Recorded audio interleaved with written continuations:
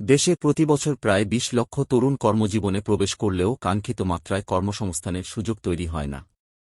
শনিবার Dhaka chamber of commerce and industry আয়োজিত শিক্ষা ও শিল্প খাতের সম্পর্ক সুদৃঢ়ীকরণ বিষয়ক মতবিনিময় সভায় সংগঠনটির সভাপতি আশরাফ আহমেদ এমন মন্তব্য করেন। এছাড়া শিক্ষিত তরুণদের প্রায় ৪০% কর্মহীন বলেও উল্লেখ করেছেন ইউল্যাবের উপাচার্য ইমরান রহমান।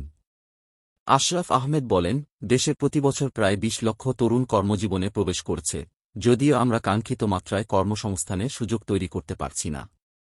বিআইডিএসের তথ্য মতে ৬৬% স্নাতক শিক্ষাজীবন সম্পন্নকারী তরুণ কর্মহীন। অন্যদিকে বিশ্বব্যাংক বলছে, টেকনিক্যাল খাতে দক্ষ মানব সম্পদের অপ্রতুলতা প্রায় ৬৯%।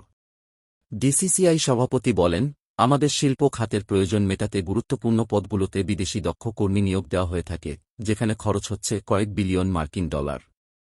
পাশাপাশি প্রয়োজনীয় দক্ষতার অভাবে বাংলাদেশি প্রবাসীরাও উচ্চ পারিশ্রমিকে কর্মসংস্থানের সুযোগ তৈরি করতে পারছে না।